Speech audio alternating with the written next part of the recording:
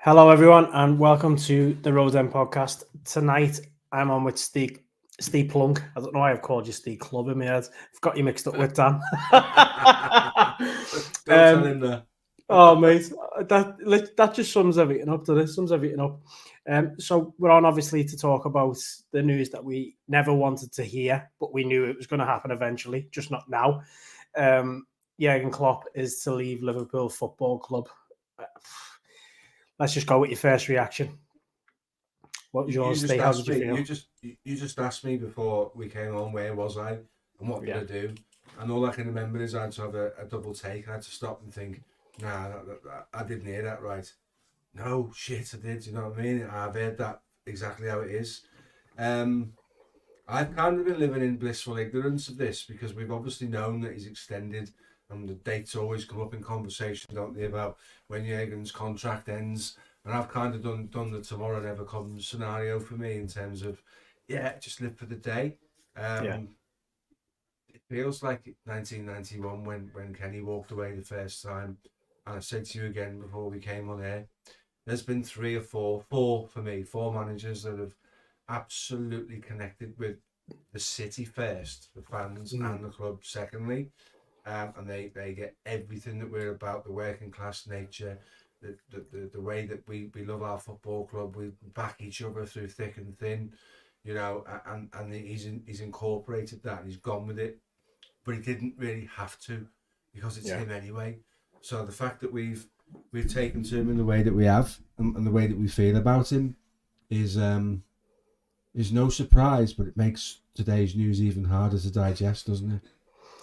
Yeah, it does. I was sat in town and I'm scrolling through my phone and I can't remember which Liverpool network I put it on, but it just came up Jürgen Klopp to leave Liverpool, and when you think it's one of them edits, so I thought he's taking a piss here.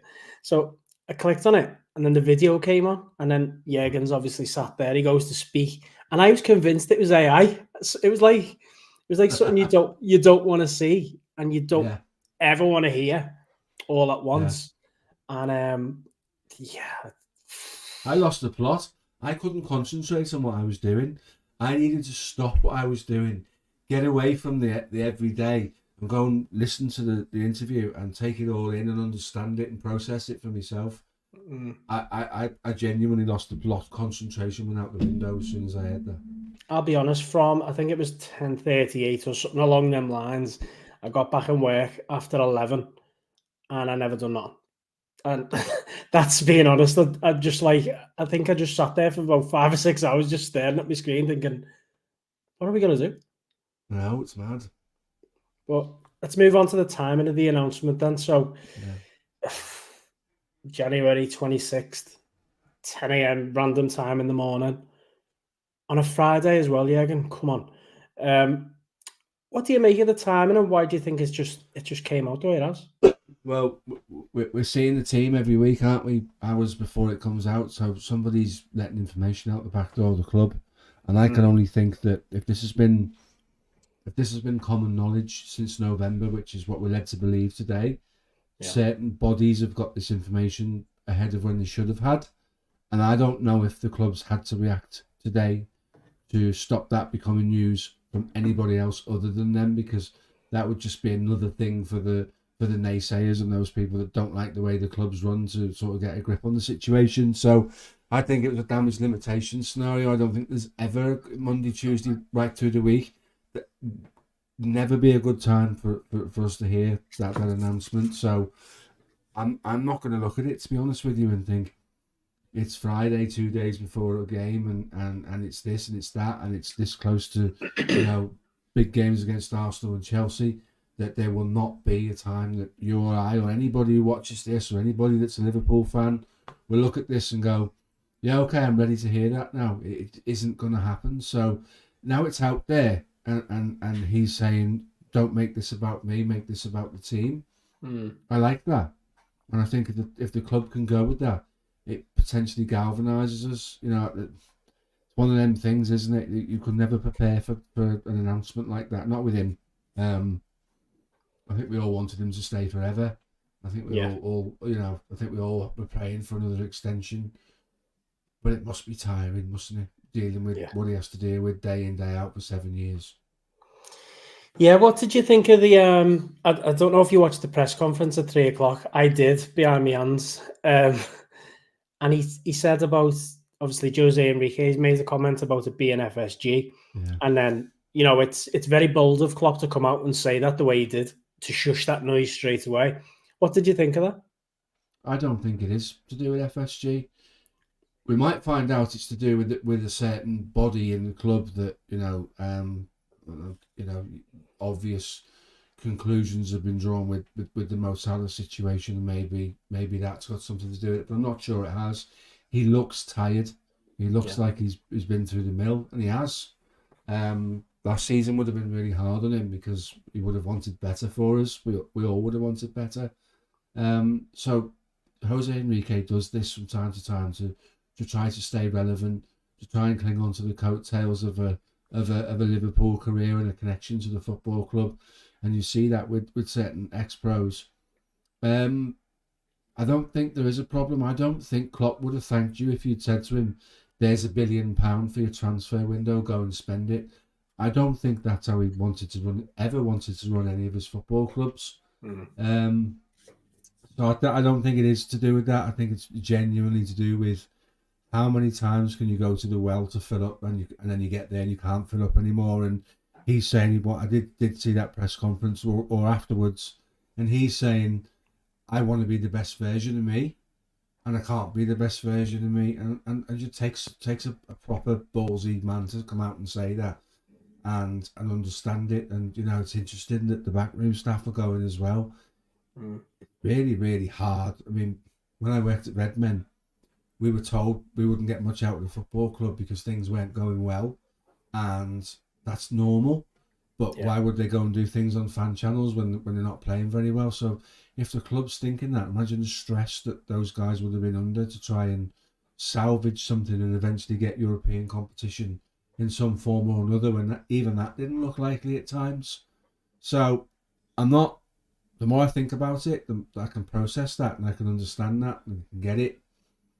Because if you do these things every day for 6 months, you get burnt out from doing podcasts. Never mind running a football club. You can Tell get me that. about it. Yeah, you can, mate. Genuinely, we both spoke about that before.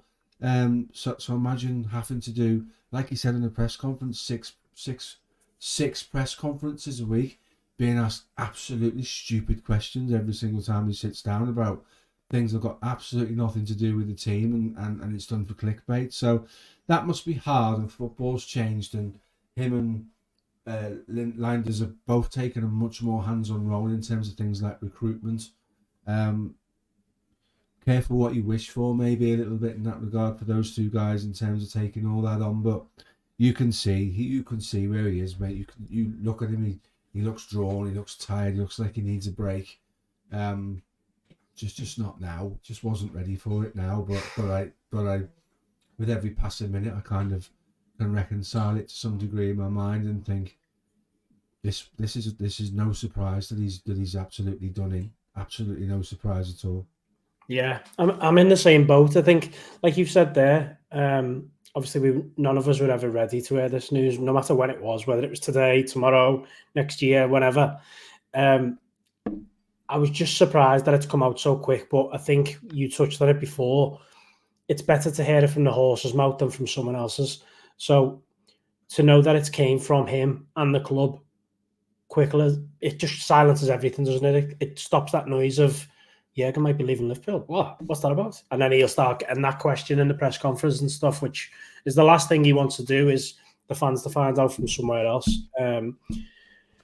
It's a problem, this though, isn't it? It's a problem. If that is the case, it's a problem that things are coming out to the public, such as the team every other week. That's an absolute. It takes the fun away from it, doesn't it? But you'll never stop it. It happens No. at every single football club. You and I immerse ourselves in the Liverpool fan base. We were talking about this the other day. If you decided to immerse yourself in a Wolves fan base or a Brighton fan base, it would just be the same, but on a smaller scale, because obviously in terms of the size of the clubs, the things that you get. Yeah. But I'm sure there's one in every single football club that likes to be the person that comes out and slips out the news out the back door. I don't think you can stop it. How do you stop it? But today I think there's a little bit of let's head it off before it becomes second-hand news, and our fans deserve better than that. And now we can galvanise as fans at the ground, and the players can come together and probably have already started talking to each other about, boys, we're sending him off the best possible way we can. Look what he's done for all of our careers. There's no drop off. There's no feeling sorry for ourselves. We've got Arsenal, we've got Chelsea coming up soon.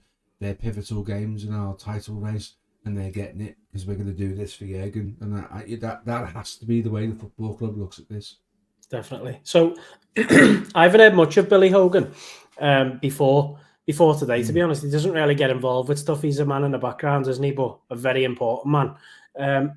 What did you think of him in the conference today? Because I thought he looked very relaxed, looked very calm. He was very well spoken for someone who doesn't really do much media work in terms of press conferences. And he also looked like a guy to me that sort of knows what's next. Yeah, but there'll always be a contingency. I think that I know where this is going, and we'll get onto that in a minute. He did speak well. Do you know what I really liked in his bit when he said, when you've been speaking to a man who's become not only in your employ, but he's also become your friend, and you start to hear stories about this may not continue, you kind of have to run with that. You have to work with it. Then you have to respect their decision. And I really like that. And there's a lot of credibility goes in that comment. And I read something this evening that they were talking to Klopp about summer camp and stuff like that. And a penny dropped. I might actually not be here when that happens. And from that moment on, he's kind of thought about what the future looks like, not being at Liverpool Football Club. And that's grown and manifested itself and has become his decision. So I agree with you. Listen, if you're heading up Liverpool Football Club, that's part of a multi-billion-pound sports company in Fenway, you've got a place on their board. Clearly, you know how to talk to people.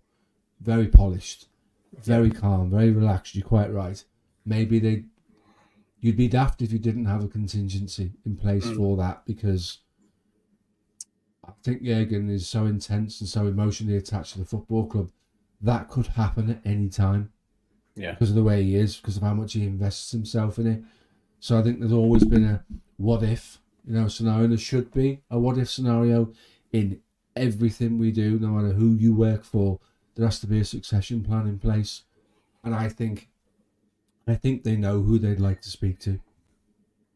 Well, let's talk about this season then. We'll go on to the what's next towards the end. But in terms of this season, you touched on it then with the players probably coming together and saying, what he's done for this team. This, importantly for me, is as a fan, it's not only a Liverpool fan, it's also what he's done for this city. Now, there's going to be the blue half that don't really see that, but he's brought the respect back to Liverpool in terms of the city itself. He stood behind us. He stood by us every step of the way through everything we've been through, stuff we've had to go through again that we didn't think could ever happen again in terms of safety at games. And he stood by us, and I think that's what people are missing. People just see a football manager around different teams in the Premier League, different teams in the world. He's more than that, isn't he? He's one of us, let's say. Well, within the city, Jürgen Klopp's passion for everything that's Liverpool, whether that be the city, the culture, the football club, the man he is probably greater than the manager he is, if that makes sense. Who he is and what he is as a man, it sits above what he is as a football manager. So we're not just losing a football manager, we're losing an adopted Scouser by his own admission. We're losing a man that is naturally in tune with your thought process and my thought process and the working class, and doesn't sort of venture off down either, down the Tory route and stuff like that. He's totally in tune with everything that the city is, and I think he had that from day one, and it's obviously grown, and his love for the city's grown. So yeah, he's had to deal with more than his fair share, hasn't he? The European Cup final with the scenes we saw at Paris, and then being a figurehead for the press conferences about stuff like that, for being at the football club when the decisions came through on Hillsborough and stuff like that. Perfect fit for the football club, perfect fit for the city, perfect fit for you, for me, and for the many thousands who get tickets and go and watch games. If you and I sat with a computer and designed a manager for Liverpool Football Club and had 5 or 6 core elements, he has them all, and he has them all in abundance. And losing the man would be harder than losing the manager, because football managers come and football managers go, and we've seen it with Paisley, Shankly, Dalglish, Benitez. They've all had success. Every now and then a man walks into your football club that creates such a strong emotional attachment to you as a fan and to your environment and your club and your city, and that will be the hardest thing for us to say goodbye to. We always knew that we'd end up with another manager at some point.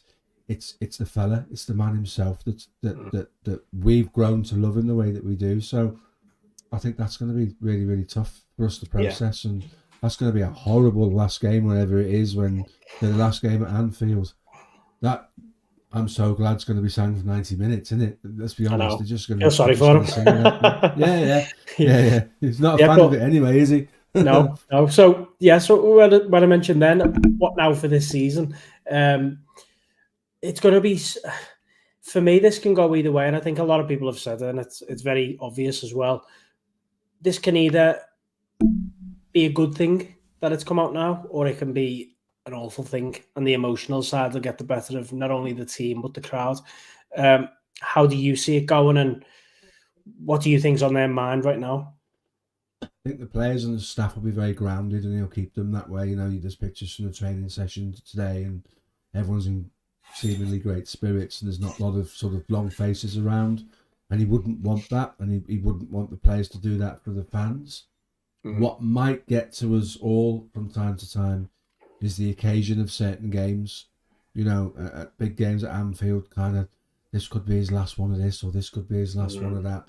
And as we get closer, there's going to be an outpouring of emotion from the fans. What I think they need to do, and it's like, you know, when you're a small club and you get to a final, and you get beaten by the occasion rather than a game of football, because you get sucked into the emotion of it all.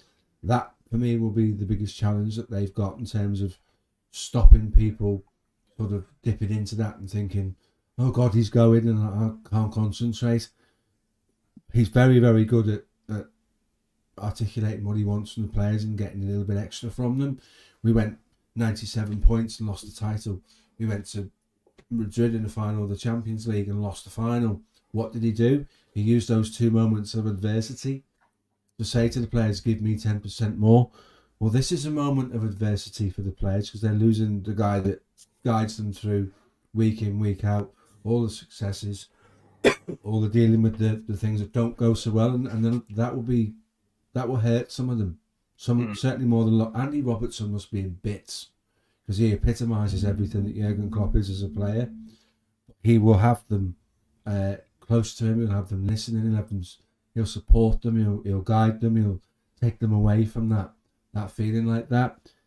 And, you know, football managers talk about taking it one game at a time, and we sit there and go, nah, they're not doing that. Looking at the league table going, if we can get 12 from the next 5 games, we're in a really strong position. I think he's got to ring fence every single game and deal with the emotions during that week. And the closer we get, maybe the harder that becomes. Definitely. So what do you think on this last game of the season then? Who knows what it could be? We've got, you know, we're there for, we've got the Carabao Cup. I keep calling it the Carling Cup. Carabao Cup, we're still in the, obviously we're top of the league, FA Cup potentially, Europa League. I can't see anything other than a quad. I'm with that. Do you know what? I'd love that. You'd think there'd be a bump in the road somewhere, because we've been here before, haven't we? But this is different, isn't it? Like, the manager, the catalyst of this football club, the figure that we all know, what represents Liverpool Football Club and the fan base, most of all, he's going. So I don't know. Obviously, it's going to be a horrendous occasion, the last game of the season, but I just feel like there's no reason why we will not compete with that extra 5% now, knowing that that's going to happen. We're different. We play front foot football. Yeah. The Liverpool 1.0, should we call it, for the benefit of this, what we're doing now, was built on strong defensive stability. With the midfield three that didn't really venture out of the war zone, as they like to call it. They press you to death and win the ball back and play balls into pockets for Mane and those guys to run onto, and Salah. This is different. This is Alexis McAllister playing as an alleged deep line midfielder, and his heat map for the season covers almost the entire pitch. This is Dominic Szoboszlai's first thing when he gets his foot on the ball is to drive forward. Ryan Gravenberch's exactly the same. Curtis Jones, probably now the first pick in our midfield. Yeah. Trent, when he steps into midfield looking forwards. I was calling for it for a year ago, saying if you're gonna challenge Manchester City, you do what you do, but you have to take a leaf out of their book and you have to play front foot football. And all the managers are coming out of all the opposition we're playing at the moment, coming out at the end of the game saying, I can't criticise my team, they're just too good. Yeah. They're just too good. We couldn't get near them. They're just too good. And that takes you back to an interview Kasper Schmeichel did when we beat them 4-1, when Trent scored the goal and did the Mbappe celebration. He said, right now I'm pretty pissed off because I don't want to play the way Liverpool wants us to play, but there's nothing you can do about it. They just stop you from doing what you want to do, and they bully you into doing what they want to do. This is slightly different. But when you've got players and managers coming out saying, hold my hands up, there's nothing we could do there tonight. They were just too good. David Moyes, no reason to be anything but sort of bitter about Liverpool because of the Everton and the Manchester United relations, has come out and said, I'm not going to criticise them, Liverpool are just too good. So we can hold on to that, and he can hold on to that, and he can continue to stop the players disappearing down the rabbit hole of emotion, then we've got a chance of doing what you've just said, which is going to the final hurdle on every single one of those things we're still in. Could you imagine the parade? He's leaving. We've got trophies. It doesn't matter how many we get, it's going to happen anyway. Yeah. I was at the last parade on the Strand and I didn't even see the team bus because of the pyro. The whole of Liverpool would just be emblazoned with pyro if that happens. So there's a lot for us to look forward to, and there's a lot of work for him to do. And from the press conference today, he seems really dialed into that. But he's just saying he can't do it year in, year out, isn't he? Yeah, it's so sad to hear that comment, isn't it? Like that. Yeah. You can't keep doing it again and again and again. And obviously there's two ways you can look into that. There's a way of going again and, putting everything into it and doing everything that he's doing now that he's more involved. But there's also the side of it where people are saying you wouldn't have to do it again and again and again if City weren't cheating their way to league titles. Yeah. Yeah. I don't think we should speak about the City thing too much. You know what I mean? I have my own view on where that goes in terms of resolution. I think we need to worry about us. And I know you're right. You're right. If that hadn't happened, we might have 2 more league titles than we've got under Jurgen. But to get to 4 European finals and get to 90+ points 3 times and to 2 Carabao Cup finals and who knows, maybe a second FA Cup final, that would be the difference between winning 1 league title and 1 Champions League and saying, can you compare him to a Bob Paisley in any format? Can you compare him to a Bill Shankly in any format? Is he the equivalent to Kenny Dalglish? Those were the things that he needed to do to add trophies to his legacy, and he's doing that. And if he wins the 2 domestic cups again this season, he's got a trophy cabinet that rivals anybody. So, it is a bitter thing that we've been cheated a little bit, but I really don't want that to be the sort of conversation piece towards the end of the season. I want us to get behind the team and let's do it now. And then if they choose to deal with Manchester City retrospectively in whatever way they choose to deal with it, we'll react to that at that moment in time rather than using it to sort of stagnate what we need to do between now and the end of the season. It's probably banned from conversation around the training ground. It wouldn't surprise me if they don't speak about it. If you was to look back then on that first press conference to the press conference we've just had today, and when he said he wanted to turn Liverpool fans from doubters into believers, which he was a man of magic with them first few words in that press conference, wasn't he? The normal one, the doubters to believers. These we could go on. there's no one that could turn around and say he hasn't delivered what he's promised on that first press conferences. He's literally done more than I think I ever expected. First of all, I knew we'd be challenging eventually under him because we all seen what he done with Dortmund under very financial constraints. He's done the same at Liverpool. That's, I think, what it is. If you look back now and you was to say to me, who would you have as a manager if Klopp weren't there? I couldn't even name anyone that could have like brought the fans together the way he did. There was I remember being in the Cup for, I think it was West Brom when we drew 2-2. I'm sure it was West Brom 2-2 when he brought all the players to the Cup end, all in hands, all like lifting their arms up to the crowd, and I was walking down the steps and I didn't know what to think of it that day. I was a bit like, what the fuck are we celebrating here? And I remember leaving the ground a few days later, thinking about it, and I thought, you know what? That's a turning point. That's a big turning point. And he had everyone in the palm of his hand from that moment, didn't he? Yeah, he did. And I know someone who knows a coach that is still employed by Liverpool, and the story is he got everybody together and said, "This is the journey we're going on. This is how we're going to do it.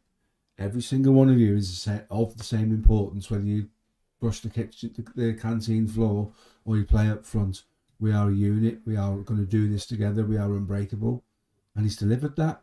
And for one man to change the whole demeanour of your football, because let's be honest, there's been times in the last 20 years we felt sorry for ourselves. Yeah. And sometimes with just cause.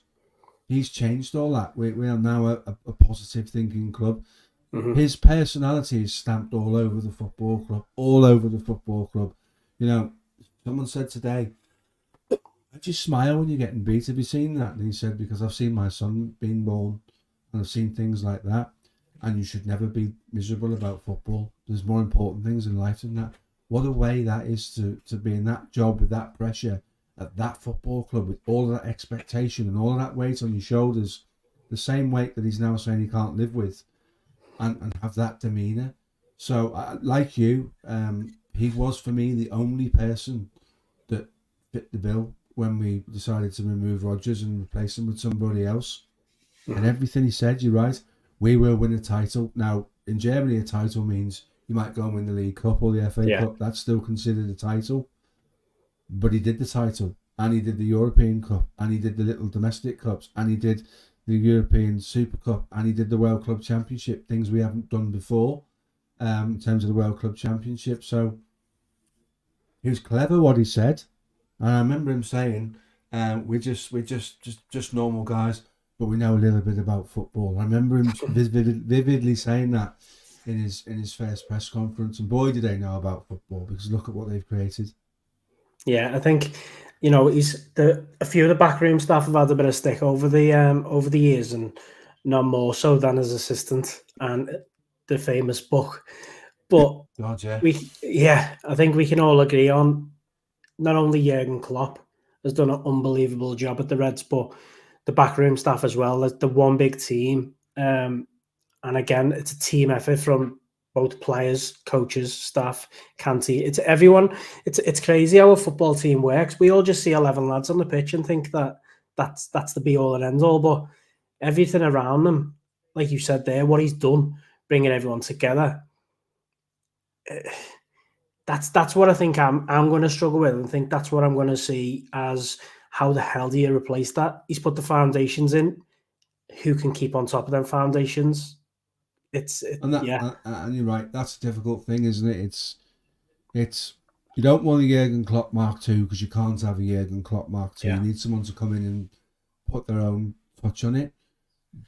But there's such a basis to work from. There's such a good feeling in and around the club. It would be quite easy to dismantle that. And whoever comes in, it's got to be the right fit from a perspective of they get and they understand it. I mean, I see names like, someone's come up with Inzaghi and someone else has come up with Nagelsmann. I don't want either of them. Nagelsmann failed his big audition when he went to Bayern Munich, didn't he? And it didn't work for him. And I'm sure he'll come again. But it's key for us who we get, and to understand what Klopp has built, and to learn to deal with it, and to understand the magnitude of the football club you're coming into. there's 2 or 3 football clubs in the world that share what we've got, and until you're faced with that, until you've experienced it, until you've been around it, everyone who comes to Liverpool Football Club says, I knew it was big, I had no idea it was this. Yeah. You know, all the ex-players are like, wow. You know, Ryan Babel, you've spoken to Ryan Babel. Ryan Babel looks back on his Liverpool career with pride. And that's one of his teams, and he says we, and he says us. And I've spoken to Lucas Leiva on an interview, and he talks about we and us, and it just gets under their skin. And it's so big, and it's such a big family, and it has such an impression on you to continue to deal with that and grow it and manifest it, make it bigger and better and change with the times and evolve. And I think that's what he's done so well. His project has evolved over the years, and he's going to walk away and he's going to take all of that with him. So that whoever comes in has got to deal with a little bit of that as well as the footballing side of it. Well, obviously we don't know what it looks like, but in terms of where we go from here as a football club, I'll take your name that you'd go for, or someone, or a couple. Let's throw a couple of names in the hat that you would like to see come in. Obviously, it's early days, and we probably weren't expecting this. But who's the sort of, let's say, personality that you think could come in and not be Klopp again? Because I don't think we'll ever see that. I certainly won't. I don't think I will.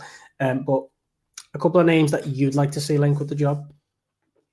So I saw 6 names linked today, and wow, Mourinho, that was quick. Mourinho was linked, and I'm thinking, nah, not Mourinho. Mate, no. Zinedine Zidane was linked, and I'm thinking, not for me. One of my favourite footballers of all time, but when the going gets tough, he does one, which he did twice at Real Madrid when they needed to rebuild. He's great at sitting on a well-oiled machine and keeping that going and using the fact that, do you know who I am type of thing. He's been out of football for a while as well, hasn't he? Yeah, he has. And I think he's a better player than he was a manager. Yeah. Nagelsmann's not for me either. And Simeone Inzaghi's another one that's been mentioned, and they're not for me either. The 2 from the 6 that I can see being sort of at the top end of negotiations and conversations would be Roberto De Zerbi, in terms of his footballing ethos and what he wants to achieve and what he's done with Brighton and how they play. Could quite easily transpose that style of football into our squad. I don't know too much about the man. I don't know whether the affiliation with the club is there. I don't know whether he could grow that. He seems a bit like a hand grenade, De Zerbi. I like that, but I don't know how we deal with that in terms of, the publicity side of things. When he does his conferences, he's very like, I can imagine the club shitting themselves. Well, Klopp can be like that. Klopp can be spiky. Yeah. Just ask James Pearce. He's had a few bloody hell, mate. But it'll be made up. James is a sound bloke, mate, to be fair, but he's only asking questions as per his job. Do you know what I mean? Yeah. But the one for me that sort of resonates right now is the guy that's 20-odd games unbeaten in Germany, and that's Xabi Alonso, because he's come out sort of in the last couple of years and said, yes, I was at Liverpool, I was at Real Madrid, I was at Bayern Munich, but my passion for football remains at Anfield. That's my footballing home. That's my home. I watch quite a lot of Leverkusen because I'll admit it, I'm an Alonso fanboy, and I've been ever since he played for us, mate. They're doing football different to the rest of the world in terms of the way that he sets them up. And I watch the way they play, and I watch the way they play the ball into space. The guy gets the ball, sets it back into space, and the guy runs onto it, and they move it again, and they push either Frimpong or Grimaldo right up the pitch, and they're dangerous. Mm-hmm. Trent and Robbo would love that, because it gets them back into what they were doing when we were heavy metal football, where they were right up there making loads of assists. And Trent's a much better footballer these days than he was when we were doing that, to be fair. And straight away you get buy-in from the fans. Straight away the fans are on his side because of just the guy just exudes class, doesn't he? Do you know what I mean? He does, doesn't he? From a football perspective and as a guy. So I think that's a really easy link to make.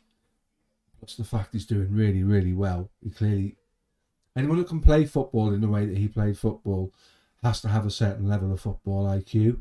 And it's how you transpose that into your players and then onto the pitch and into your tactics and what have you. And they're unbeaten this season. They've not lost a game this season, and they're 7 points clear. I know Munich have got a game in hand, but they're 7 points clear, and they came from was it 2-1 down to win 3-2 recently at Leipzig. Well, do you know what? Do you know what impressed me about that? He could have easily just took a point there.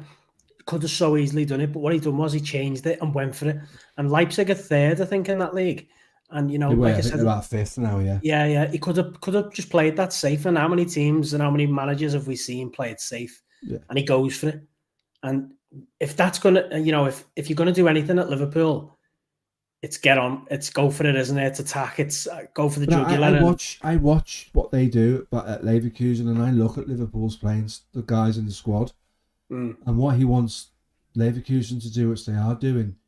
He's got better quality players at Liverpool to do exactly the same thing. And I watch what they do, and I watch the movements they make and the patterns of play that they play, and it's tailor made for your Soboslais and your McAllisters and your Gravenberches and your Joneses, and Darwin Núñez would thrive because Alonso uses a big number 9 up top in Boniface in terms of, and does lots of the same things that Núñez does in running the channels really well and harassing people.